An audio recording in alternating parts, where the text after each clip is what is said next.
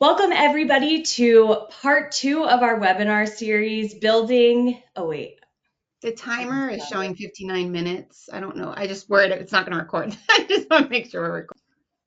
Okay, I'm definitely recording. All right.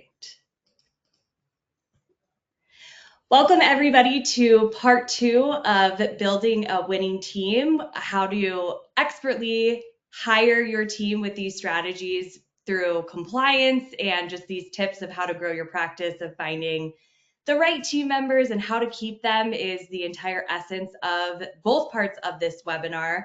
And as a reminder, we have Holly Perez, the co-founder and CMO of DirectDental, joining us again today. DirectDental is a great partner of HR for Health, and wanted to give Holly just a quick reintroduction since if you're joining us for the first time on part 2 of this webinar. So hi, Holly, welcome. Thank you for Hi. being here. Of If you course. wouldn't mind, could you give a little bit of background on DirectDental as we dive into this? Sure, absolutely. Direct Dental was founded with the goal of giving private practices the same tools that dental service organizations have to fill and staff their openings. So we enable our clients with programmatic job advertising. They have access to dental recruiters to assist them in finding applicants and a whole plethora of other applications for them to make it easier to fill and hire for their open positions as well as find temps for their practice as well. We are nationwide and serve clients in all 50 states. Which is so important from a partnership perspective because we, work with thousands of practices across the country, and being able to provide resources for our clients that are also in all of those states is very important. And as most of you know, HR for Health comes into play once you're ready to onboard that first person. So this relationship with DirectDental is so important since we need a place that's trusted that we can send our clients to actually source people. So very happy to have you back with us. As kind of a reminder, part 1 of this webinar was really going over how do we establish a good foundation for growth with our team. What should your job postings look like? Where is the best place to post your jobs? So if you have not checked out part 1 yet, highly recommend doing that because we're kind of picking up to the second part of this, which is going over the actual interview process. What should happen when you're ready to hire that person? How do we compliantly verify that person's employment? Questions about background checks and reference checks, of course, come up. And what are some tricks and tips that can get you through if you are, short staffed and don't have all of the team members that you need? Because we realize that that's a reality. Another reminder is we accumulated a ton of different questions from our clients that, again, represent thousands of practices across the country of what are the most common issues that you're facing when it comes to finding employees. We teamed up with Holly and DirectDental to put together this content. So this is really coming from the questions that you've been asking us and putting everything together in one place. And the goal for this webinar at the end, we really want you to walk away how to successfully schedule and run a formal interview. So we get a lot of questions about how to do that correctly, and Holly has some great tips of what that process should look like. How do we do that as quickly as possible and get them to actually successfully complete a formal interview, and what are the different types of that? So we want you to walk away understanding that, as well as determining if an assessment test versus a working interview is best for your practice, because there are pros and cons to both of those. So we're going to talk through the facets of that and help you make a better informed decision there. And then last but not least, how to survive while being short-staffed. And a strategy within that is how can you utilize temps in compliance with the state labor laws to make sure that you're all buttoned up when you do that. So that's our goal of what you're going to walk away with today. If you have any questions throughout, please feel free to put them in the chat. We will get back to you if we're not able to answer them while we are on the webinar today. So let's dive into it again. This is the second part of this webinar. So we've already talked, or this webinar series, so we've already talked about how do we build that foundation. We're now at a point where we are ready to actually bring in and have an assessment and start the interview process with a candidate. So a big thing to remember, and I'm going to kick this to Holly in a second, but just remembering that candidates do have a lot more options for jobs right now than you have for candidates. So in this process of the interview steps and the different things that you're going to be communicating with them on throughout those steps, you want to be selling them on why working with you is just as important as we are interviewing them to work for our team. So seeing that as a two-way street of, yes, absolutely, how are they going to contribute to their office, but how can you make it where they want to work for your practice above other practices? So I'm going to kick it to Holly to start talking about the initial phone interview, and we're going to go into like what a formal interview looks like from there, and the working assessment, or I'm sorry, a working interview or a skills assessment test, and what those things look like. So Holly, I'm going to kick it to you to really start to get into the details of this, of what should they be going over in a phone interview first and foremost. It's our first point of contact. Yes, and you're absolutely correct. There are more jobs available to these applicants than there are applicants to fill them. So every touch point that you have with these applicants is an opportunity for you to sell them on why they want to be a part of your process. The better you are at doing that, the more applicants that are going to be available to you to choose from, so you can get the best person on the team.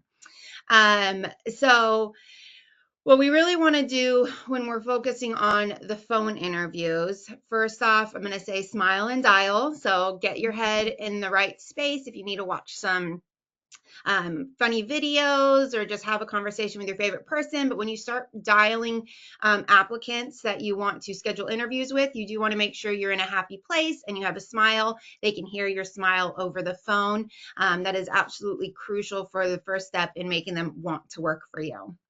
And then once you get the candidate on the phone, you want to spend just a few minutes building rapport with them. Talk about something, the weather, or whatever comes to mind, a funny movie that you saw recently, but you just want to take some time to build rapport with them real quickly. So that way they're like, okay, yes, this is a person I want to continue speaking to.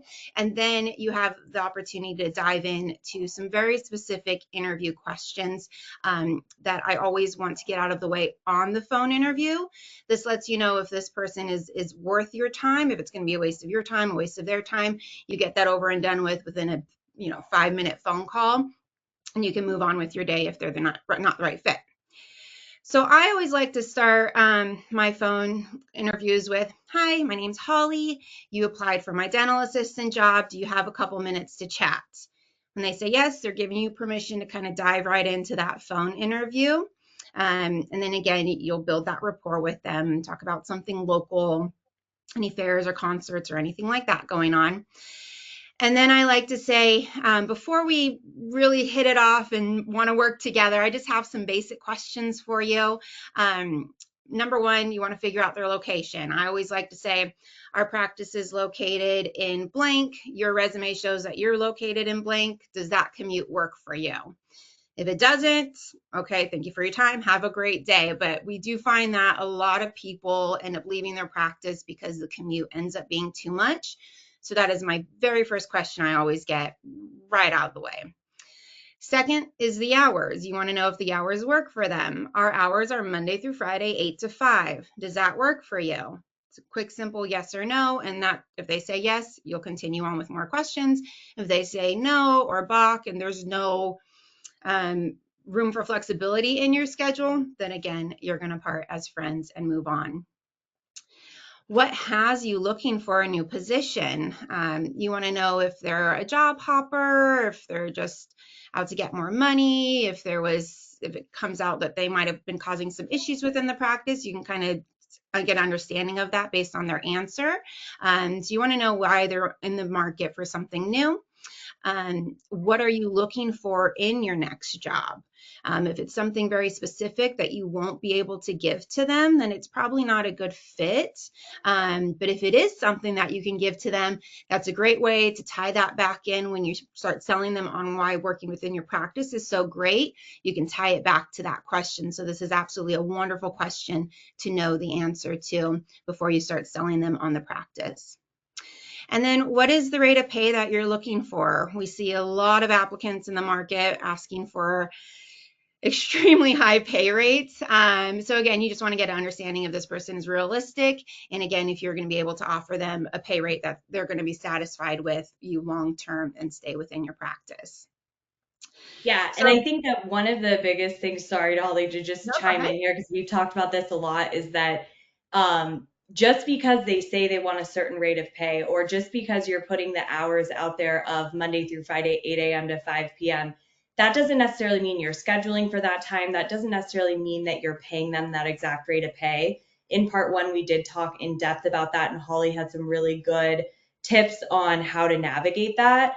But just know this is an information gathering piece. That doesn't necessarily mean you're bound to offer the exact hours, the exact rate of pay. This is just an understanding of, is this loosely, a match where we can continue to move forward. So again, some of our clients get nervous about those pieces of, well, am I promising something too early on? And you definitely want to be careful of not saying, oh yeah, that's totally fine, I'll do that. But it's just that information gathering so that if this moves to actually putting an offer out there, you have that baseline of what they're looking for.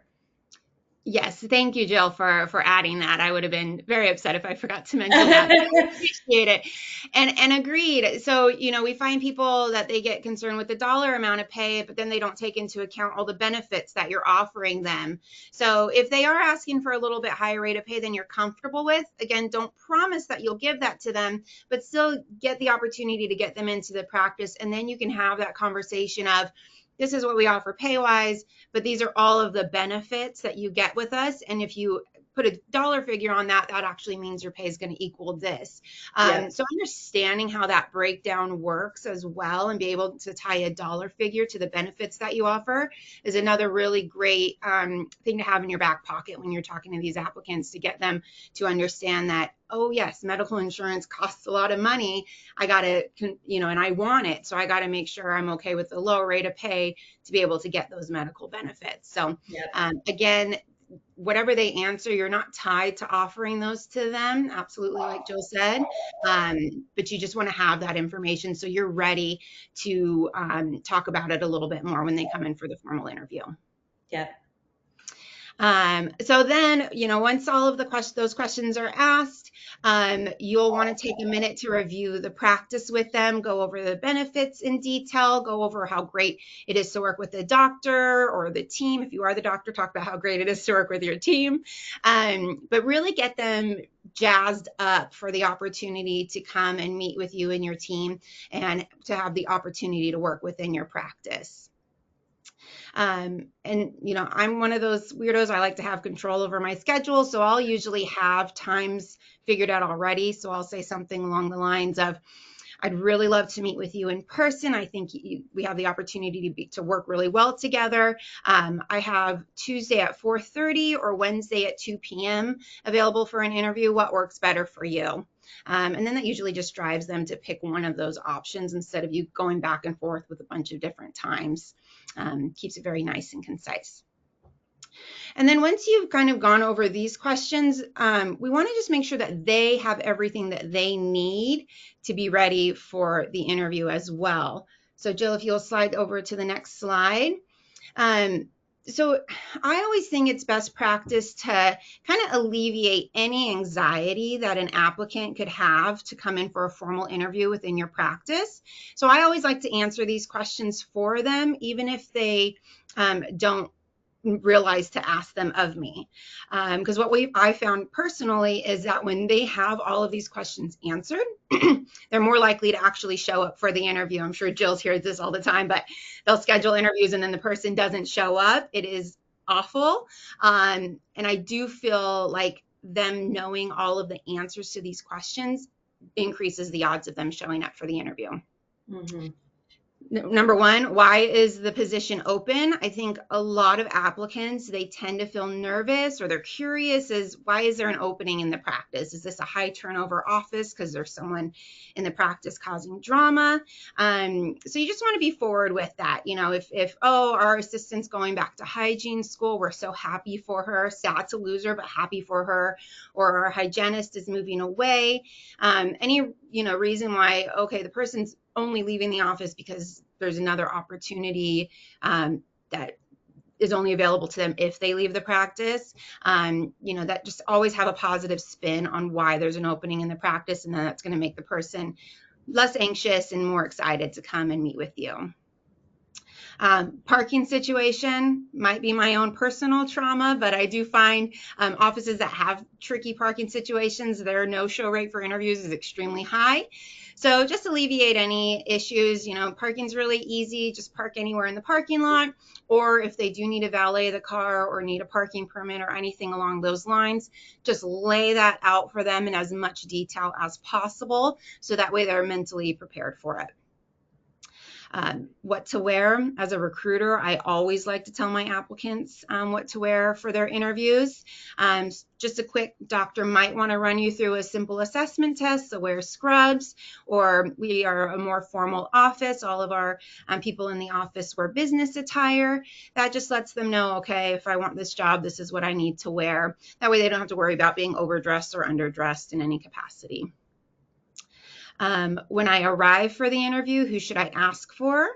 So I always like to know who's going to be up at the front to greet them. So it's either Judy or John that's up at the front. Just let them know that you're here to interview with me, Holly. I always like to repeat my name to them, so that way if they didn't catch it in that first 1 second of our phone conversation, I'm just repeating it back to them so they don't have to be worried about asking for it again. It's all given to them right then and there. How long the interview should take. Time, we know, is a major source of anxiety for people, especially if they're coming from a break at work, if they're taking a quick break from work to come and do the interview, or they have to arrange childcare. So just a quick, most of our interviews take about 45 minutes to an hour. Could be about 30 minutes more if we do an assessment test, but plan to have you out within 90 minutes max. That just helps them be mentally prepared for how long they need to be away from their office or from their children to be able to come in and do the interview for you. Some other best practices I do like to focus on when scheduling formal interviews is, as soon as I hang up the phone with them, I quickly send over a quick text just to make sure they have the address and the time via text right there for them. Even if they did write it down on the call, it's just very nice touch to have it saved in their phone for them. And then I do like to text them the day before or the morning of, just letting them know how excited I am to meet with them and making sure that that time still works for their schedule. Always reemphasizing how excited you are to meet them. So with all of that, I know it sounds like a lot, but still the phone interview is probably about 7 to 10 minutes once you start getting all of that down right, I promise. Formal interviews. You really want to make them feel warm, make them feel welcome. Again, just remember they are interviewing you just as much as you're interviewing them, and they probably have more options available to them than you do. So you really want to win them over. So when they show up, just make sure that whoever is at the front knows that you have an interview coming in that day. I promise you, I've been there where I walked into an office for an interview and everybody looked at me like I had 3 heads. They had no idea I was coming in for an interview, and it just put me off at the wrong start. And then I was like even more nervous and anxious, thinking I walked into the wrong practice or something along those lines. So just make sure the front office knows that you have someone coming in for an interview, who that person is, and that they're ready to welcome them in a warm fashion. And then when you come up and greet them, offer them some water or coffee. And as you're walking them back to wherever you're going to interview them, if you run into anybody on the team, just take a quick second. Hey, this is Jill. She's here to interview for the dental assistant job. This is Debbie. She's our hygienist. You'll get to know her a little bit later on in the interview process. Just something short and sweet to make them feel, oh, okay, we're going. They know me. They like me. I'm gonna make friends out of this. So it's just a really nice touch instead of barging down the hall without making them feel welcome within the practice. Have all of your questions prepared in advance. And Jill could probably talk to this too. You kind of want to make sure that you're asking all of your applicants the same questions. There's some legality if you have different questions for one applicant and different questions for another applicant. So just to be on the safe side, always have the same questions, and Jill's going to have some really great interview questions that you can have for you, and we'll go over some as well in a minute. When they're coming in for the interview, make sure that they get a chance to sit with the doctor as well as whoever will be their direct supervisor. So if you have a back office manager, or if their direct supervisor will just be the office manager, make sure they have some time to interview with them, and then make sure they get some one-on-one time with the doctor as well. It's very important for them to interview anybody that they'll be reporting to in any fashion. And then if the interview goes well, you can ask them to stay and run them through an assessment test, or talk over some times to do a working interview. And again, we'll talk about that shortly on what's a better route to take for you and your practice. If you are scheduling the working interview, or you ran them through an assessment test and made them an offer, I'm all on board for that. The quicker you can get them hired, the better. But no matter what, if you're moving them to the next step of the interview, you want to take them on a tour of the practice before they leave. And again, just make sure you introduce them to the rest of the team, letting the team know, hey, Jill's coming in for a working interview next week. We're very excited to have you guys all work with her. Just again, making them feel very excited for the opportunity to work with you and your team. Yep. And yeah, this is the resource that Holly was kind of alluding to. So we've put together a guide which has 75 the best interview questions to ask a potential employee. So if you scan this QR code, you can get that download. Really, this resource is looking at not just questions that help you get more information to make the best decision for the practice from the business standpoint, but also that you're not violating any laws in terms of the information you're trying to find out. So one example of this is you can't ask somebody if they are a citizen of the United States. What you can ask them is, are you authorized to work in the United States? So just a little tweak of how you're asking the question so that you're still getting the information that you're hoping to get, but without infringing on anybody's rights or anything like that. So this is a really great guide. Holly's also going to jump into in a sec of some more detailed questions, but this is a great starting point of, again, how to ask certain questions. And if you're looking for certain information, the best way to phrase them so that you and the candidate are protected in that process. Yeah, and to Jill's point, we're definitely in a world where people have more information at their fingertips than ever before. So it's more important than ever to make sure that you're staying compliant in how you are asking questions. So working with HR for Health to just make sure you're not slipping up anywhere along the way and employing people is very crucial. Yeah, and the best rule of thumb, like Holly mentioned, is to have consistency of you're asking the same applicants for the same role, the same questions, and you have those preset that you're ready to go through when that formal interview is starting, and that you're writing the answers down of what they've said. Because while most people think of more of the compliance once somebody's actually an employee, which is definitely a factor and important, there are also some pieces where you want to show that you are making fair hiring decisions if there was ever a question of why you didn't hire a certain candidate. So having that consistency, and I asked them all the same things. This is why this candidate was more of a fit for our practice than this one, is really, really important. So hopefully you never have to go back and prove anything, but if you were in that situation, that consistency is very, very helpful. Absolutely. And here are just some of my favorite formal interview questions. And I just kind of want to break down what you're looking for when they answer these. So when you use any other questions, you can kind of have an idea of, not only their verbal answers, but body language has a lot to say on if they're being truthful, if they're excited and passionate about working within dentistry. So these are things you want to look at. And I feel like these interview questions here give you really great insight into that. So my question I always ask dental assistants is, what is your favorite dental procedure to assist with, and what needs to be done to complete it?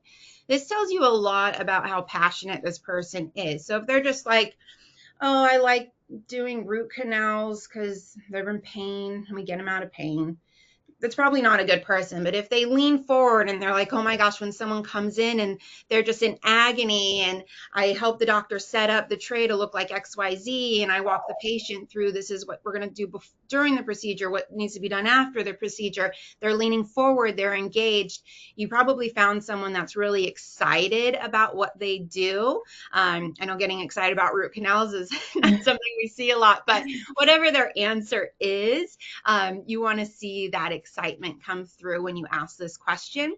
And you can edit this question easily for any position that's within the dental field. So like for front office, what's your favorite procedure to see on the schedule? I was a treatment coordinator for the longest time.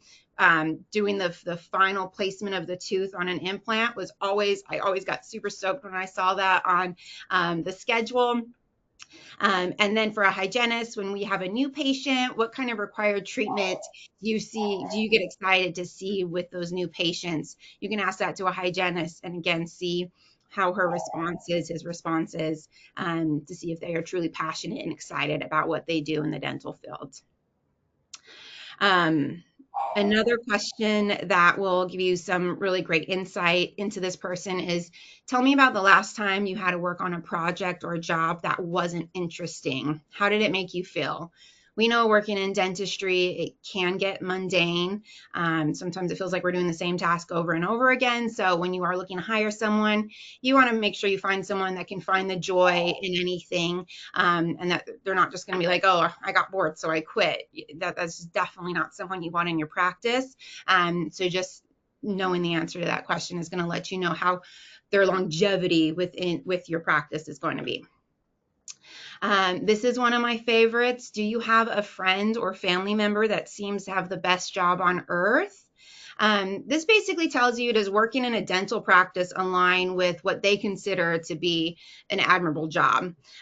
So if they mention anybody in the medical field, or even someone that's in hospitality, someone that gets to work closely with people day in and day out, and that gets them excited, you probably found a really great candidate for your practice. This one's very important because when you're in a dental practice, you're working really close with people. So tell me about the last time you had a conflict with someone you worked with. How did you handle it? This just gives you insight into how they can manage their emotions and their communication skills, and resolve conflicts within their team. So it's very crucial to have someone that, I was upset, but we talked it out. We were able to come up with a solution, as opposed to someone was like, well, they were terrible, so I went and found a new job. This will just let you know, are they going to stick with you long term, no matter what gets thrown at them? What do you want out of your career? Are we offering everything that will make you happy in your day-to-day life? Again, we want to hire these people. We talked in the last webinar and extensively about retaining people long-term.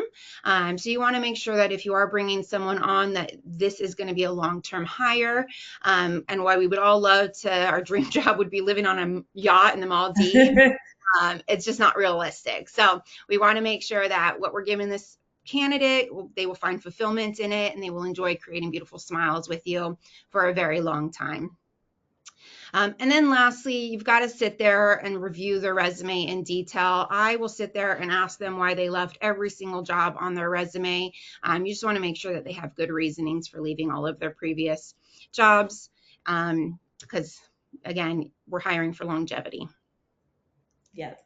And I think that another thing that you can throw in there is, why are you interested in working at this practice? Like, I think that can give you a really nice gut check of, are they really understanding the intention and the culture and those things that you've put out about your practice? And is that in line with how they're responding to that question of what interests you?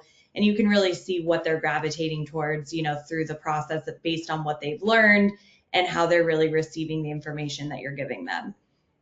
Absolutely. But that, I do feel that question does have to be placed at the right time. So somewhere in the middle of the formal interview, if you've done nothing to get them excited about the opportunity to work with you, you haven't built that rapport, you haven't gone over how great it is to work with a team, they haven't met anybody on your team, it's going to be a harder question for them to answer. But if you've done all of those steps, that question gives you great insight to how they're internalizing everything that you've shown them so far. So yes, absolutely, Joe. I Yep. think it's a great question.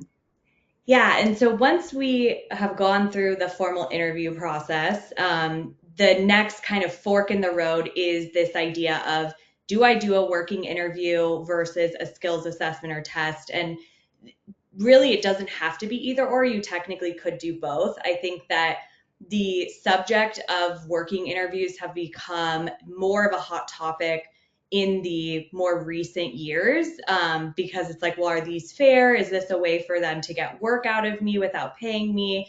And so there's absolutely a correct way to do a working interview versus a skills assessment. I think the first basis to kind of understand about a working interview versus a skills assessment is that if somebody is in your practice before they've been formally hired and they're actually working towards the production of your office, that is where the line kind of comes in from a working interview versus a skills assessment. So, to give a very simple example, if I am looking to interview somebody that's going to be working at my front desk and answering phones, if I'm actually having them answer phones and schedule a patient, that is them working towards production in your office. If they're answering a mock phone call that you're calling in and you're seeing how they're doing it, there is a difference because they're not actually scheduling patients on your schedule to contribute to revenue. And so the working interviews and the skills assessment tests do have pros and cons. The pros of working interviews is that it can give the applicant a chance to fully kind of dive in with your team and see if it's something that they want to do long term. On the flip side, it also gives your team a chance to work closely with that new applicant and see if that's a good fit for the practice. And most applicants expect a working interview in some cases to demand one to know if they truly want to be with your practice. So they see this as their shot of, okay, I'm going to make this decision. And hopefully, again, it makes a better hiring decision on both sides. If you are going to do a working interview, you do want to send them prior. And that's why Holly alluded to, they're not doing the working interview necessarily on spot while you're doing that formal interview. That's a next step in the process because you want to clearly send them beforehand exactly what they're going to get paid for that day, when you're going to have them come in, when they're going to leave, what that day looks like. I've seen out there, and I know that this is Facebook or general messages, that you see posted, but I've seen doctors doing working interviews for like 2 weeks. That's definitely no longer a working interview. That person is just fully employed with the office. So you need to make sure there's a clear start and end time, that it's, one day, this is when you're coming in, this is how much I'm going to pay you, this is the method I'm going to pay you with, and have that all be outlined. Another tip, if you are going to have them come in, whether this is a skills assessment or working interview, we do recommend that most of your team or some of your team takes that applicant out for lunch. It's very interesting to see, how people outside of the office communicate, behave, getting that kind of camaraderie with your team and being able to get their feedback. So that's always a good thing to do if you are doing, again, a full day of an assessment on the working interview side. The cons of a working interview is that they are technically an employee at that point, to the point, and when I say that, I mean they could file for unemployment. Like, we have seen that happen where doctors have gotten really upset of like, well, this was a working interview, they applied for unemployment, how could they get approved for that? And there are some nuances there that it is ultimately, if that applicant is savvy enough, it can sometimes be difficult to get around that. So there are rules of how you're paying them. You do have to pay them for their time. So because they are contributing potentially to the revenue of your overall practice. Another con is that, you're sticking them in there for a day of a schedule that you've built that they haven't necessarily built themselves, and they don't know the practice or the patients as well as your seasoned team. So you could potentially have that disconnect of, yes, you want to throw them in there, but it is one day. Are you really going to learn everything you want to know about them? And does that outweigh some of the other pros and cons that come into doing a working interview? The other piece that is a con definitely is that, as Holly's been talking about, and we're going to continue to talk about, like, speed to getting these people in the practice and getting them through the interview process is so important. Adding a working interview does potentially delay that, because if you're not able to schedule a working interview until the next week, they could potentially have moved on to another practice in that time frame. The other thing is, yeah, you don't know them. Patients might not feel comfortable having somebody with doing a working interview perform their treatment. They take more time and resources for the practice, that maybe there are other ways that you could get that information out. And again, I think that Holly has some really good tips and tricks on the skills assessment side that we've talked about that could help to get you this information, without having them actually go through a formal working interview. So I really do believe, this is can be a heated debate of if it's wrong or right. I don't think it's our place to tell you if it's wrong or right. We just want to make sure you know how to do them correctly if it's important for your practice to have that working interview. And it might not be every single position. Again, we realize some of the more clinical side, maybe that is more relevant for your practice. You really got to see them working in action. But just don't think about it where you can do a working interview for as long as you want, bring them back for multiple rounds, not just from a compliance perspective, but because that's not a really good experience for that applicant. It starts to get to a point where they're like, well, am I employed? Am I not? So think about that as you're deciding if this is, a good fit to do it for that specific role and for your practice. And on the flip side, Holly's going to talk about some of the pros and cons of the skills assessment side, and so that you can weigh that out with the working interviews. Yeah, and as Jill mentioned, I love the idea of using an assessment test to decide if this person is worthy of a working interview. So if you're Yeah. like, I really need that working interview to feel comfortable, still run them through a quick skills assessment. There's nothing worse than, I get calls all the time. I schedule them for working interview. They don't know how to do anything they said they knew how to do. Well, you should have tested them in some capacity first before entrusting them with your patient. So, Yeah. I definitely feel not a lot of offices are utilizing the skills assessment tests right now, but I do think it is something that we absolutely should integrate into our interview process. Yeah. So pros of assessment test is you get to control the scenarios and you physically get to see them in action. Again, sometimes when you throw them into a working interview, you're out working with your patients, or if you're an office manager, you're managing the front desk. You don't get to see what's all going on. So everybody on the teams, yeah, they were great, I like them, and then you hire them and realize that they can't do what you thought they could. So this enables you to give them a series of scenarios and see if they can accomplish what they say they can. You don't have to pay them if they're, like Jill mentioned, if they're not contributing to production in any capacity. You don't have to have them fill out all of that paperwork that's required, and you don't have to add them onto payroll and get them paid out. So it's really nice, clean step from that standpoint, for you to know, can they do what I need to do before you add them onto your payroll. My favorite thing, and as Jill mentioned on the last slide, this drastically can shorten your interview process if you just do the skills assessment and skip the working interview. I've had clients where every single time they scheduled a working interview, the person received another job offer before they could even get in for the working interview. And it's defeating when that keeps happening over and over again. So we had them switch it up to where they just ran them right through a skills assessment test, and then some girl knocked their socks off and they were able to offer her the position right then and there, and they've been living happily ever after. So if you do see where you're in this constant merry-go-round of, I had a working interview scheduled, but they got hired. I had a working interview scheduled, but then they got hired by another practice. Maybe skip that and go straight to a skills assessment test, so you don't keep missing out on some great applicants because your interview process isn't fast enough. Mm-hmm. Cons, doing the skills assessment test, it does not give the whole team the opportunity to meet with them and work with them. So depending on how tight knit your team is, that could definitely cause some issues. So if you are skipping the working interview as a whole, maybe as Jill mentioned, maybe go do a team lunch together or something with them, any way to get them the opportunity to meet with everybody before you make that offer. And then another con is that, again, the working interview has just been the standard for so long that the applicant might really want to do that working interview, especially hygienists. It's very rare for hygienists that's willing to skip out on a working interview day. They want to see, what do all the tools, are all the tools in good shape?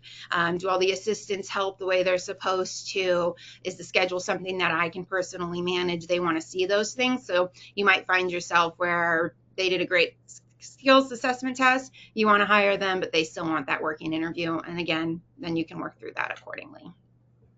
So let's talk about what a skills assessment test might look like for each position.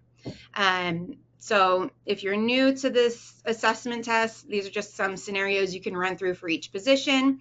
And Jill, chime in if the legality aspect is not accurate on any of it. And that's Jill's mind is totally just getting people hired. So for a dentist in particular, you can show them some cases and see how they would diagnose those cases. If you have any employees that need dental work, you can see if they're okay performing on any of your employees.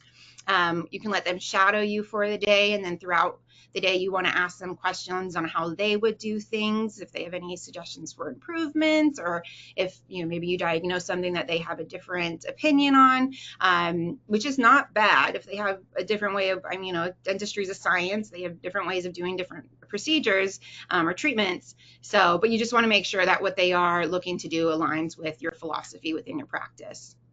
And then you can also just request, to get images from their past work that they completed. Most dentists are very happy to show you their excellent work. So just reviewing their cases and their treatments with them is a great way to see, okay, do they have the skills that I need them to have? And does their philosophy align with mine? For front office, you definitely tailor fit this to whatever the position is. So if it's someone that's going to be the receptionist or the hygiene coordinator, maybe have them call and do an insurance verification on a new patient just to see if they can handle that. Or if they're going to be a treatment coordinator, present them with a treatment and then ask them to build the treatment within your software and present it to you so you can see what their skills look like with that. If they're going to be a biller or the office manager, you can present them with treatment and then have them tell you what codes and images that would be required to get that claim submitted and paid by the insurance. And then, of course, just make sure all of that aligns with what it needs to be. And if you run them through certain scenarios and they seem to get all of those correct, you're probably pretty safe to say that they know how to manage dental insurance for your practice. And then for hygienists, you can show them some x-rays and intraoral photos and ask them to role play with you on how they would co-diagnose with you with the patient. Have them role play how they would discuss perio with the patient that's in need. If possible, maybe have them clean your teeth or an employee's teeth and then just check their work to make sure that everything looked good and they were gentle and everybody was happy on both ends. For a dental assistant, walk them through the process of taking an x-ray, have them set up trays for various treatments, have them run the sterilizer for you. Again, that will give you all a really great idea of if they know how to do what they're doing. And if so, then they're worthy of being moved forward in your interview process, whether that be a working interview or if you've seen everything that you need to see and you want to shorten your interview process and make an offer right then and there. I think that's great. I do want to take a quick second to say, especially in this market where it is so challenging, I feel like a lot of people do get really hung up on the skills when maybe they should be focusing on, could this person be a fast learner? Do they have all of the soft skills that I'm looking for? So yes, an assessment skill test is great, but if you really like the person and there's stuff that could be worked on, then maybe still give them the opportunity to work within your practice, because finding, someone that's really driven and eager to learn and has a great personality can sometimes be even harder than finding someone that has all the skills that you want. So if they seem trainable, and they might have messed up a little bit here or there on the skills test, I would still say you probably found a winner if everything else is lining up for them to be a good person within your practice. Agreed. Yes, it's very hard to teach somebody to be coachable. So if you have that and you are able to give them the time to build them into the role you want them to be, always would recommend doing that. Absolutely.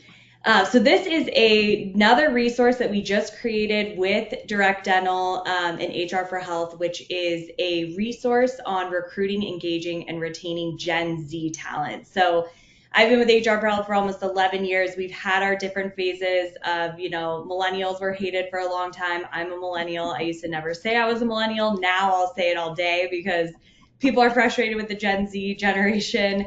But this is a great guide that we've put together of what does Gen Z talent really want and how do you cater for that in your dental practice, because they do want different things like transparency and accountability and those sort of things. So this is a great resource that we just created. If you scan the QR code, you'll be able to get that download. We'll make sure everybody that's registered for the webinar gets a sneak peek at that before we release it to the masses. But we're really proud of that piece because we know that some of you guys are struggling with. So, And it talks to you about what Gen Z can contribute to your practice, because they do bring a lot of really great skill sets with them that you might not have realized that your practice might even need. So, yep, it's really good just to understand both facets, how to get them, but what can they do for me? yep, It's a really great article for that. yep. And my last big point that I want to make with the interview process itself is please just always make sure the applicant knows what's coming up next. A lot of people make the mistake of saying, okay, we'll be in touch. And yes, you may very well know that you're going to be in touch, but they don't absolutely know that. So if you dismiss them with we'll be in touch, they might think, okay, they're going to pass on me, and then they're going to start interviewing with other offices that they might have been interested in.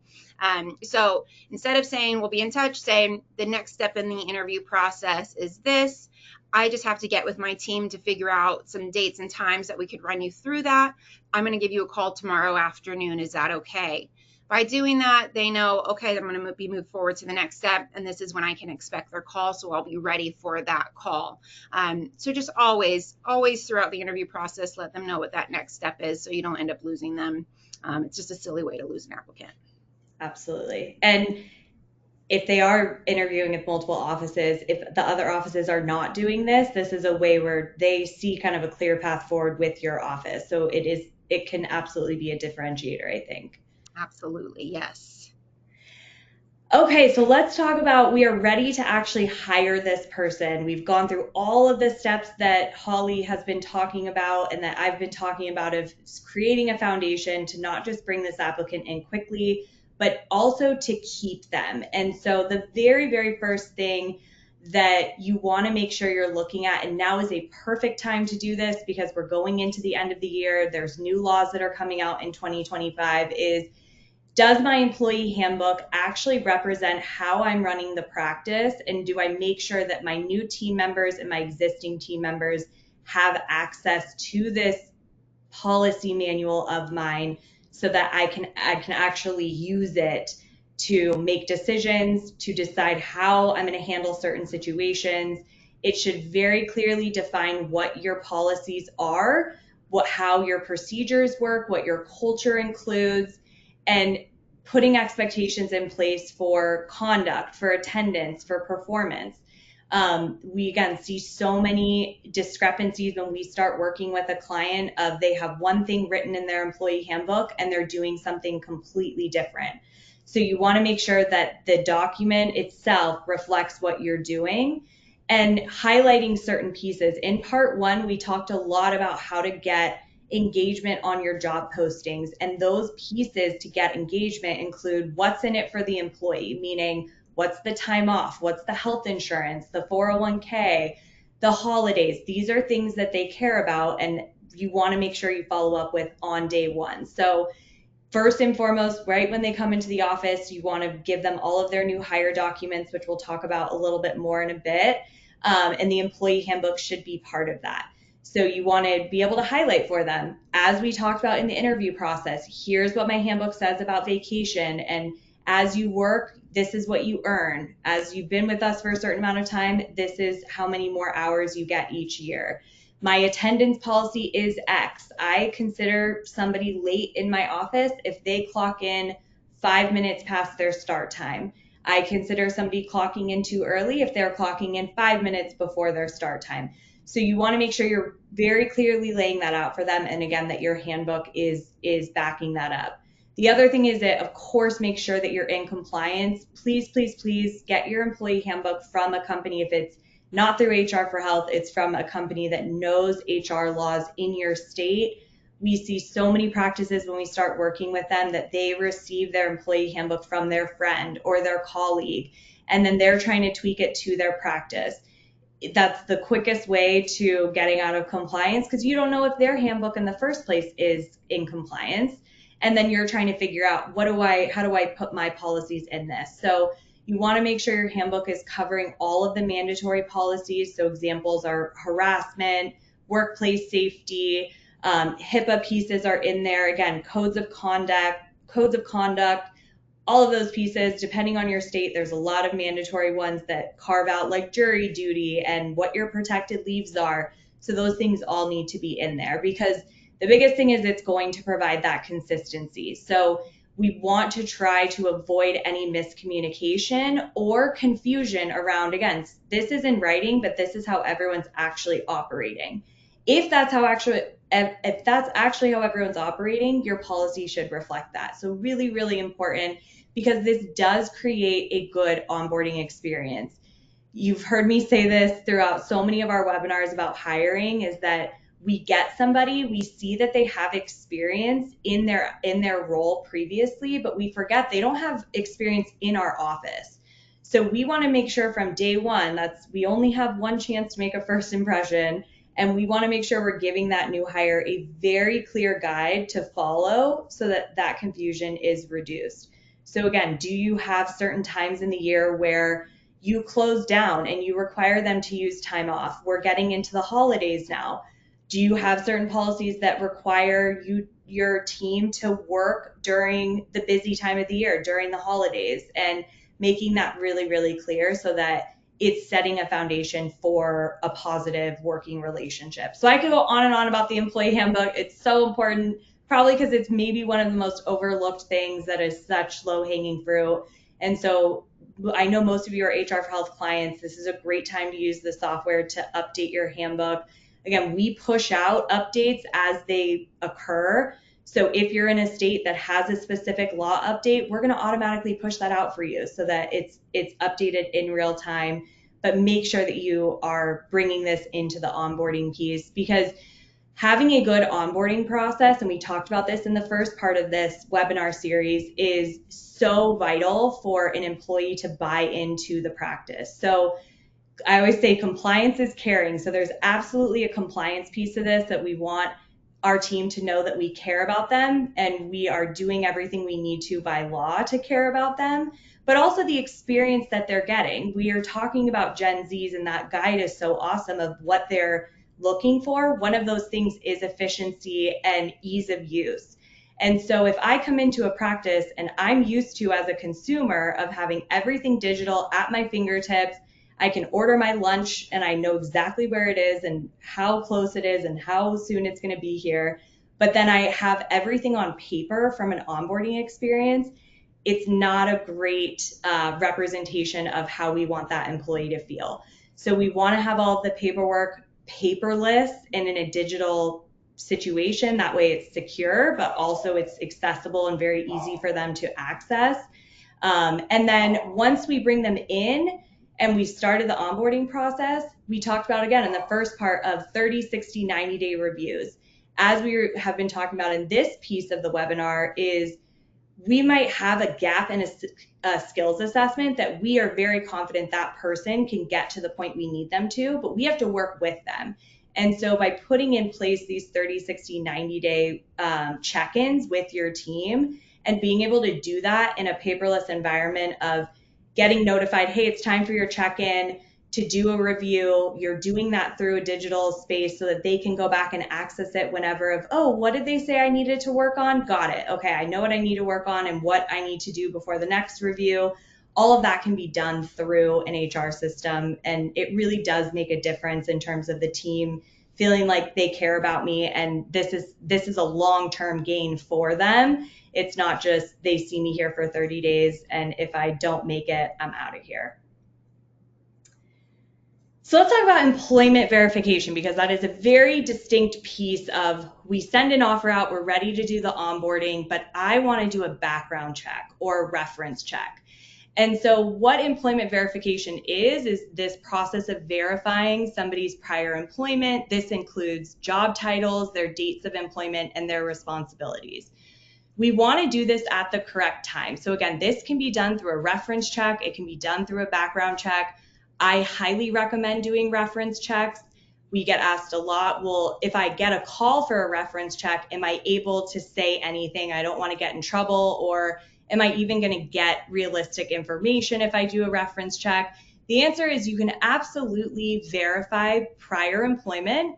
And again, verifying this is the job title they told me they were working in at your practice. Is that the job title? Yes. These are the dates of employment that they were telling me that they were with you. Is that correct? Yes or no? And understanding so that you can find that that clarity with the candidate. What you do want to make sure is that if you are doing a reference check or a background check, you are doing that once you have extended an offer, and you're putting in that offer that the offer is contingent on successful completion of a background check or a reference check. And these are the laws that are listed on this slide of why we want to do this, why we care about this, because especially from the background check perspective, is we don't want to run a background check before we've extended that offer, because the information that comes back from a background check, if we're not going to hire somebody because of that, we have to prove why that information we found is in contention with the job role that I'm having them do. So great example of this is somebody's coming in as a financial coordinator and you find in a background check that they have been found guilty of embezzlement. Those things are directly related to the job role that they're in. But in the current day and age, with the way that marijuana is being regulated now, and that, you know, it's okay for medicinal use in a lot of states, it's okay for recreational use in a lot of states, there are pieces that used to show up on a background check that now we can't necessarily exclude somebody from hiring them because of that.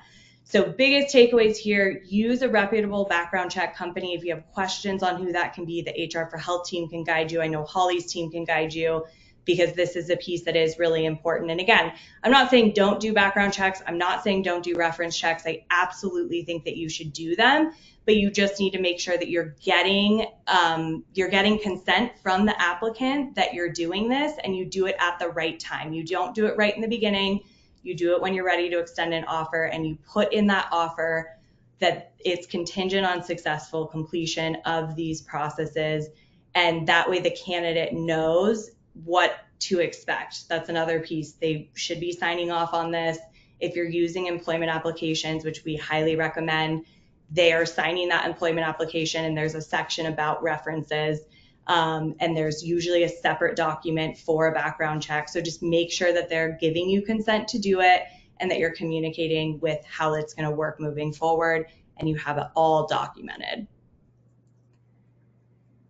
All right, Holly, last but certainly not least, how do we survive being short-staffed? Yes, and I know we're coming up on that hour mark, so I'm going to try to be as concise with this as possible. But, you know, whether your practice is just growing very rapidly or you lost one of your assistants, you know, it can just be very rough to be short-staffed in a dental practice. So we got some really great tips for you that we're seeing with a lot of my offices on how they're handling this. Biggest one, they are cross-training all of their team members. So everybody on the front desk, they know how to flip operatories, sterilize, and assist with suctioning if needed. And then all of the back office team knows how to answer phones, check in patients. A lot of them will know how to do treatment planning. So basically just having everybody in your office able to jump into any role at any given time just makes it that much easier when you are short-staffed. And a lot of my clients have just started having their all of their teams, their front office, the back office, everybody dresses in the same scrubs. And it's for this exact reason, because you just never know where one person's going to be working throughout the day. Utilizing temps as often as you can. You know, when you're short-staffed, you really do run into overworking your team, which could unfortunately even result in more turnover. Some of them just like, I can't do this anymore. So bringing temps into the office to alleviate that from time to time, your team's going to be so thankful and appreciative of that little reprieve that you're going to give them. And then it also could give you the opportunity to actually hire on one of those temps. So it just opens up your candidate pool a little bit more when you're bringing temps in. Outsource whatever you can. There's so many services out there to you nowadays that can lighten the load, especially in the front office. So outsourcing your billing, outsource your phone answering systems or your insurance verification. That's all available to you to help alleviate, your team being short-staffed. And then lastly, just communicate with them. Again, when they're being overworked, it can be very hard and frustrating on them. So letting them know what you're doing to get the role filled, offering a quick thank you, letting them know that you truly appreciate all the hard work that they're doing can just go a long way to keeping them happier in a situation that can be very challenging. And then if all else fails, I really do hate suggesting this, but you could lighten your load just to make it a little bit more manageable for your team until you're able to bring someone on full time. Where to find dental temps. So prior to 2020, I'm sure you can all remember the good old days. You'd call your temp agency, say, hey, I need a temp tomorrow, and someone would magically appear tomorrow. Unfortunately, those days are long gone. So I kind of just put together all of the avenues that you can exhaust to find temps. So a little shameless plug here for DirectDental, but we do have temps all throughout the United States. We don't charge any daily rates or placement fees either. So if you find a temp you love, have them come back as often as you want, hire them. There's no additional fees in doing that. You can always call us first just to see if we have temps in your area before you sign up as well. Your local temp agency, again, it's become very challenging for temp agencies to fill all of the temp requests that they have, but if you've got a couple of days notice that you can give them, that will help increase the odds. And again, just always try them. You never know if you're going to be lucky and get a temp for the next day if you need one. Facebook groups, they become a great way to find temps. So I kind of put a little screenshot here, but in the upper left-hand corner where it says search Facebook, you can type in dental hygienist and your location. I say the parentheses because you want to put it in parentheses because it helps with the search. And then all the hygiene groups in your area will pop up. You simply join them, say, hey, I need a temp on this day. This is where my practice is located. Please DM me or email me if you're interested. And then a lot of temps will reply back to you and say, hey, I can actually help you out that day. So it's a great way to find temps. And again, with that one, there's no daily rates or placement fees. So it could be a great way to find an employee without a hefty price tag attached to them. And then your coworkers, your employees, your colleagues, just basically ask, any of your employees, hey, was there anybody in your class that might be available to temp on this day? Or if you're at your study club, hey, does anybody close next week? Could I borrow one of your dental assistants? It just never hurts to kind of put the word out that you're looking to hire a temp or that you're looking to hire in general. You should always be doing that when you go to hire. And then if you have time before you need coverage, if you got a week or so, you can post your temp job onto whatever job boards that you work with. DirectDental, again, posts to all of the major job boards for you. So you could post a job saying, hey, we need a temp next week. These are the dates and hours that we need coverage. And then as those applicants apply, you just reach out to them and see what days they can help cover in your practice. To make sure that your temp is successful, you just want to make sure they have all of the information that they need. So the days and or days if they're working multiple days, the start and end time, the address, all the parking info, the attire, any additional info you need from them, all the forms that they're going to need in your state. You want to make sure that you get a copy of their license and certifications for their position to have on hand. Just confirm their skill sets with them and then make sure you know the rate of pay. There's nothing more awkward than at the end of the day to realize you guys don't agree on the rate of pay. So just make sure before they show up for their shift, you have all of this information from them. And then this is a breakdown of the paperwork that is required in most states for a new employee to complete. So on average, there's about 10 to 15 new hire documents that should be provided to each employee on their first day. This varies depending on the state that you're in. Also, there are certain documents that vary if you have to give them to an employee or not based on how much they're making. So the dollar amounts dictate if this needs to be done or not. So if you have questions on this, please ask HR for Health. Again, this is also required for working interviews. Technically, this is when you bring a new person into your office, whether they are a temporary employee or not. This is what is required to give them on their first day. This is, again, high level, just not state specific, but gives you a starting point of what is required.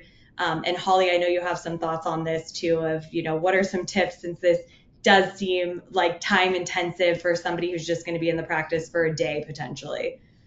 Yeah, and my big advice is just make sure you take time to build really strong relationships with your temps, because if you are bringing in a new temp every single time you need coverage, this is just going to be absolutely exhausting. So if you have a handful of temps that have already done all of this paperwork with you, and you can kind of rotate them in as needed, you're not being forced to fill out all this paperwork every single time you have a temp come in. So I like to call it my temp bench, but just have a nice handful of temps that you've built a really great relationship with that you can keep rotating in. A lot of people temp full time nowadays across every position in dentistry. So just having that strong relationship, being an office that they want to temp in repeatedly, is going to be key to just making your life so much easier, especially when it comes to having to fill out all of this paperwork. Yeah. And then lastly, once you, again, fostering that good relationship with them, these are kind of my steps to make sure that not only are they successful, but that they're going to want to continue to come back to your office. So once they're done with all of their paperwork, take them on a quick tour, spend an extra moment to just show them the opportunities that they're going to be working out of, make sure that they're fully stocked, and if they run out of anything, that they know where to find those items. Take a moment to introduce them to the entire team. If possible, maybe your team could wear badges so the temp can quickly identify them. Review the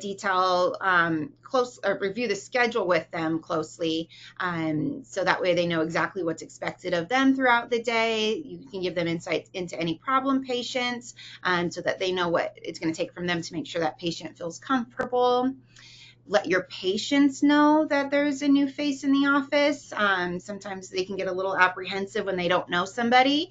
So just when someone walks in, hey, Jill's temping with us today. She's wonderful. She'll take good care of you. Then the patient's not so concerned about having someone they don't know taking care of them.